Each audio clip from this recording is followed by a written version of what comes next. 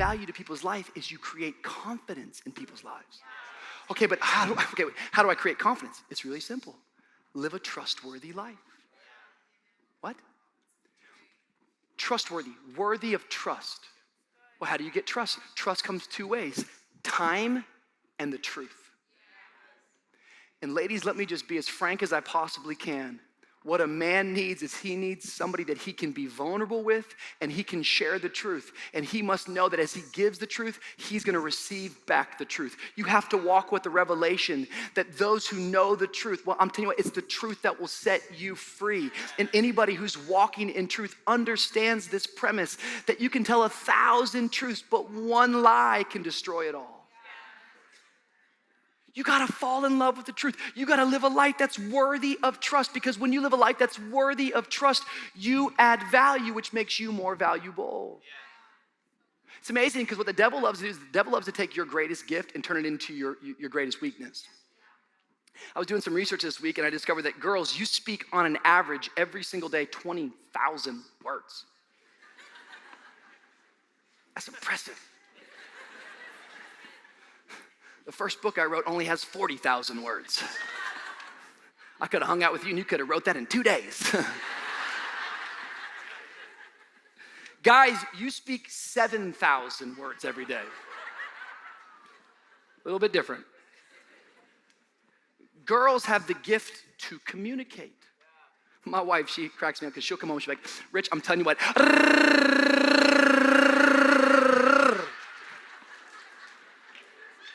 What do you think?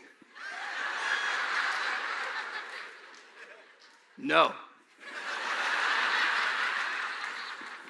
Babe, today was crazy.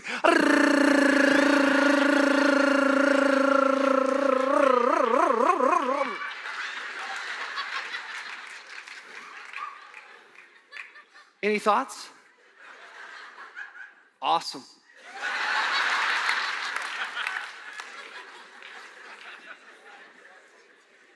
You're not less than, we're just different. But what the enemy loves to do is he loves to take your gift and turn it into your weakness. There's no doubt that Adam in the garden was responsible, but it always takes two to tango. I think Eve had some responsibility in it too. Remember, she's just walking through the garden and the snake comes by. So, Eve, did God really say not to eat this fruit? And Eve's like, I can't really remember.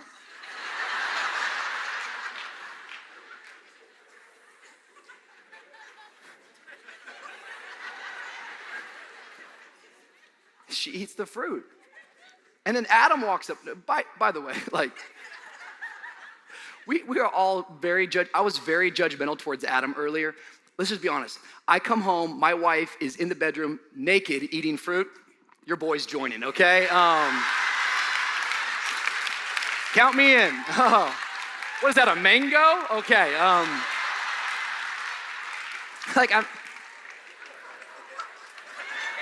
Hashtag no judgment here.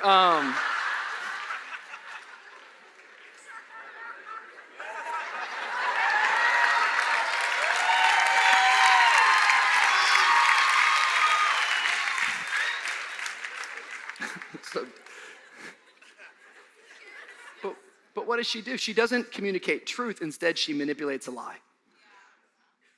And girls, one of your constant challenges to adding value will be, can you take your gift and communicate truth, or will you manipulate a lie? Because sometimes we don't even know we're doing this. Once again, I'm pastoring our church for a minute because I know there's guests here, and so I'm trying to speak into the life of our church and the generalizations and things that come my way. I just want to try to speak to the singles, because sometimes you girls, you don't recognize it, but sometimes you create false narratives.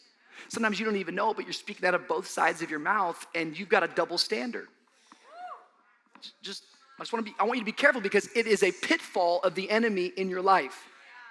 I'll talk to girls at church, and you'll hear this kind of thing at church. There's girls in our church that they'll like a guy, but that guy maybe hasn't shown any type of real acknowledgement or interest, hasn't been direct with that girl. So what does that girl do? She walks away and she complains. She's like, oh, can't even believe it. All the guys at VOO Church are shady. Chivalry is dead at VOO Church. Guys are always playing games at VOO Church. What's interesting is there's another guy that she doesn't like. But this guy is very direct.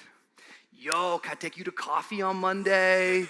Yo, what crew do you go to? I'd love to bring you a gift. That same girl will walk away and ridicule him and say, ooh, guys at Blue are creepy. Always in my personal space. I felt unsafe. You gotta be careful, woman of God, because if you're gonna criticize the guy you like for not being direct, you can't go ahead and criticize the guy you don't like for being so direct. It's a double standard. You gotta decide, what is it you actually believe? It's a false narrative. And it's important because the story you tell yourself will be the life that you live. Don't give the enemy a foothold. Girls, don't use your most powerful weapon and gift to communicate and let the enemy turn it into your weakness. Don't complain. You know what complaining is? Complaining is when you talk about a problem with no intent of solving the problem. Stop gossiping. You know what gossiping is? It's when you're sharing half-truths and you're reporting other people's news. Stop criticizing and slandering others. Why do we do it? We do it to tear other people down so that we can feel better about ourselves. But I'm here to preach to some secure women. I'm here to speak some confidence that you are not called to look like the world. You're called to speak truth. And when you speak truth, you're going to be a person who adds value. And when you add value, you become valuable.